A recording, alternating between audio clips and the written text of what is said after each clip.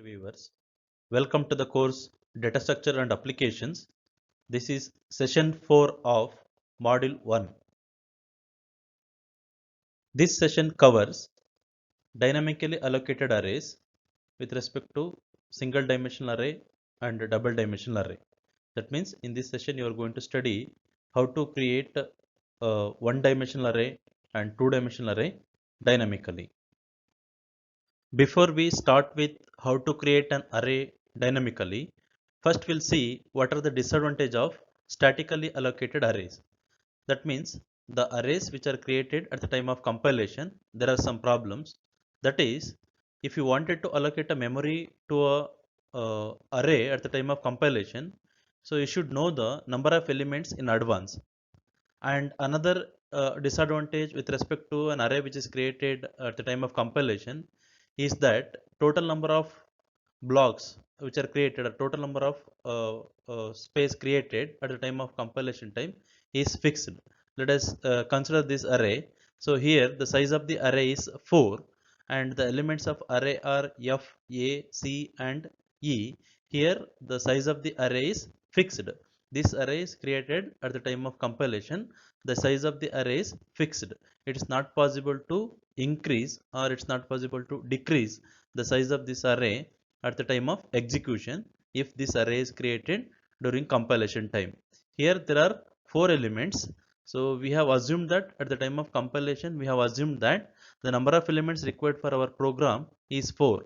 But this may not be true at the time of execution. You may need more than 4 elements. By that time it is not possible to increase the size of the array, and you may not need all the 4 elements. By that time it is not possible to decrease the already allocated memory block.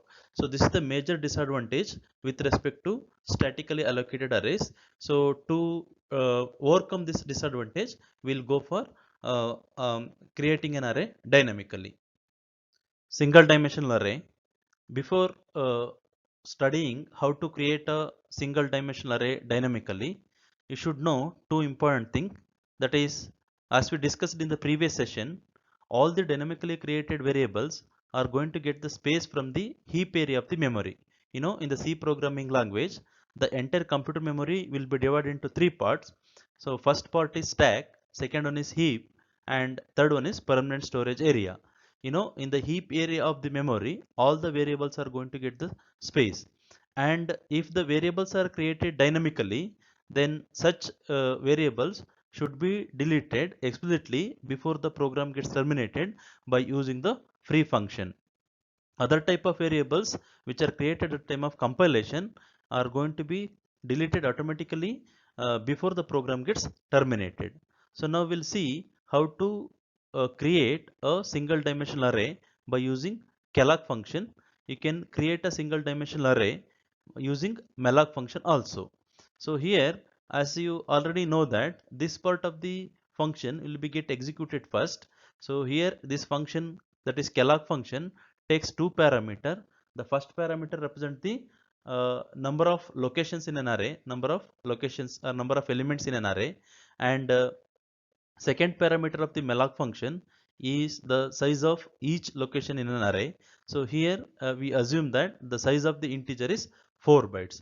So therefore here this calloc function will create 5 locations, array with 5 locations, and size of each location is 4 bytes. And you know, after creating a nameless block, the calloc function will return the starting address of the dynamically created block. So that starting address is going to be stored into a variable ptr. So therefore ptr is pointing to this dynamically created block. Ptr is a pointer variable which holds the address of the dynamically created block. If you wanted to perform any operation on this dynamically created block, you have to go through the variable ptr. So then, you know, operation on ptr means by using a variable ptr, you are going to perform an operation on this dynamically created memory block. So as I already mentioned that you have to execute a function free to delete this block and the memory allocated to the variable ptr is going to be deallocated automatically after the program gets terminated. Now let us see how to create a single dimensional array by using malloc function.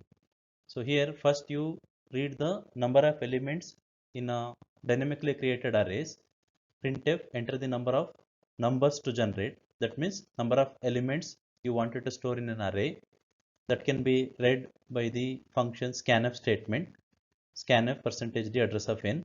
If the number of elements in an array is less than 1, in that time you have to print the improper value and terminate the program, because the number of elements must be more than 1. So if the number of elements are more than 1, it goes to the else part and it will execute a malloc function. This malloc is a macro. It will allocates n number of blocks. Each block size is equal to the size of the integer with a name list. So this is a macro function of a malloc. So that means if you use a macro, the definition of a macro will be replaced with the function call. Say for example, the same thing can be performed by using the calloc function also. Here calloc n comma size of int. Here n represents the number of blocks you wanted to create, and second parameter represent the size of each block. So here this is without any macro definition. In this case, soon after this function gets called, so control will goes to the place where you have the definition of this function. Calloc function, malloc, calloc, free and reloc function are defined inside a header file alloc.h or standard library.h. So it will take some time to transfer the control to the place where you have the definition of the function calloc, and it will consume some time to get back the control to this place. So but if you go for a macro definition, by that time control will not be transferred to anywhere. So here the function call will be replaced with the function definition. So here the first parameter of this represent the name of the dynamically created block. So second parameter represent the size and number of blocks in the dynamically created block. So this statement using a calloc function, this is using a malloc function. Two-dimensional array. So this is the way of creating a two-dimensional array at the time of compilation.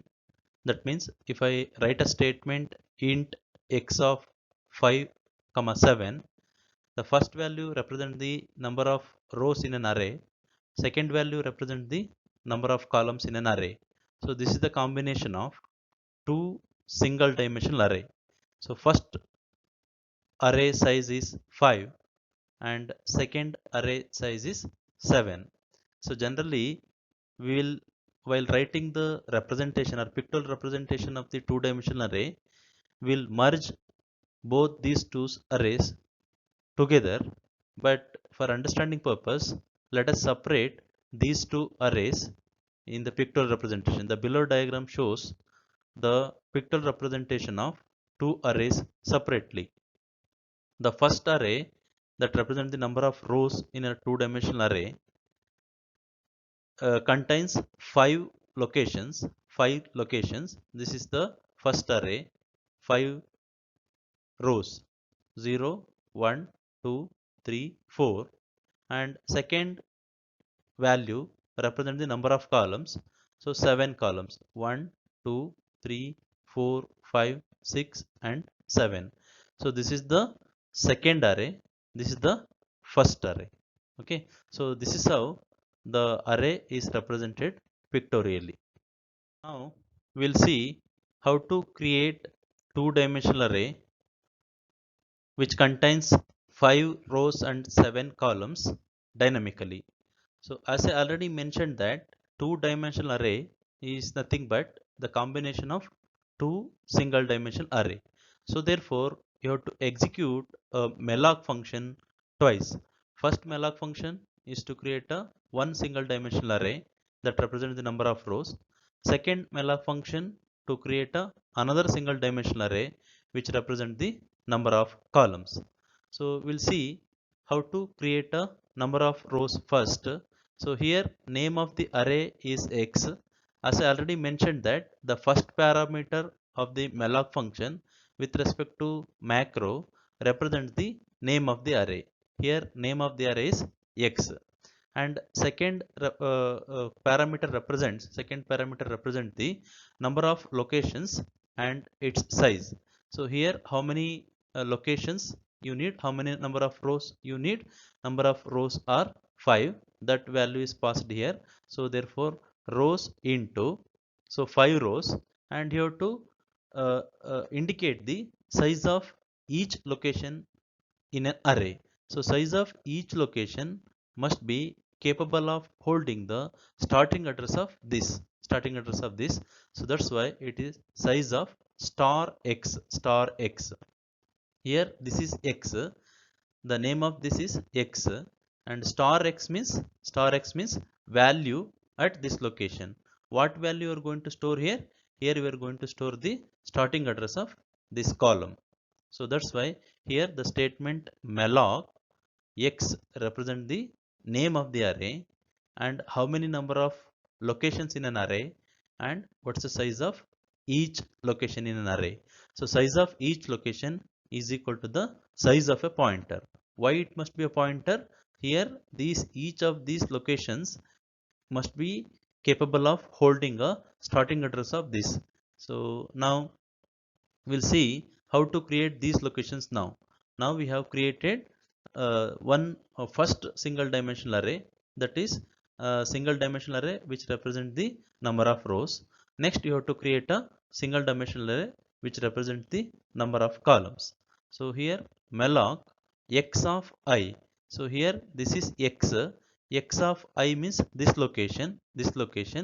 To this location you have to create 7 columns. You have to create 7 columns. Columns into size of star x. Size of star x. So that means it will create 7 columns. 7 columns. What's the size of each column? Size of each column is star x, or we can write here it is integer. That means this location capable of holding an integer element. If I say simply x, it is the address of this. Here they have represented it as an array. So array means name of the array, here it is x. Array here it is x. So x is holding the address of this, starting address of this. So here it is stored here. That's why it is pointing to here. So then x of 0 is this location. It's holding the address of this. So if I write x, starting address of this. If I write star x, the value at this location. If I write star x, means the value at this location.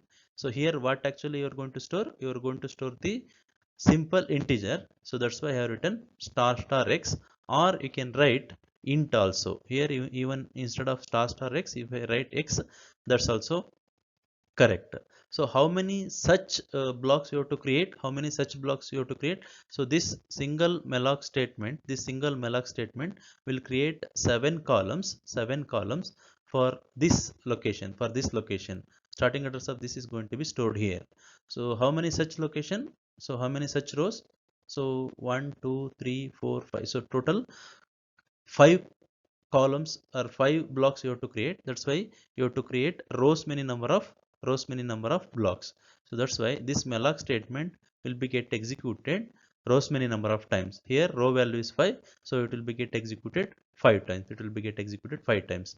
For the first execution of a malloc function, this is going to be created. Second, this is going to be created. Third, this one. Fourth and fifth. Then finally it will return a x. Here x is a double pointer. That's why return type of this function is double pointer. Realloc function. So realloc function is to alter the already allocated memory blocks which is created dynamically. So realloc function takes two parameter p and s. Here p is a pointer pointing to the already created memory blocks, and s is the new size which you wanted to alter. So this facility is not there with respect to an array which is created at the time of compilation. So suppose if the size of the P or the memory blocks which is pointed by P is 4 bytes, you need to extend that to 8 bytes, then you have to specify through S. So if the size of the S is greater than the older size, then the additional S number of blocks will be appended at the end of P. If the value of S is less than the old size, then it will delete the extra blocks from P only, and then it will resize. After resizing, it will return the starting address of the new blocks if it gets resized successfully. Otherwise, it will return the value null. So realloc is used to alter the size of the already allocated block dynamically. So this realloc can also be uh, defined by using a macro function. So this is the macro definition of realloc function. You have seen the macro definition of malloc, calloc. This is the macro definition of realloc. The advantage of macro is that the function call is replaced with the function definition. So if you replace the function call by function definition, you can save a time during the execution of the program. Thank you one and all.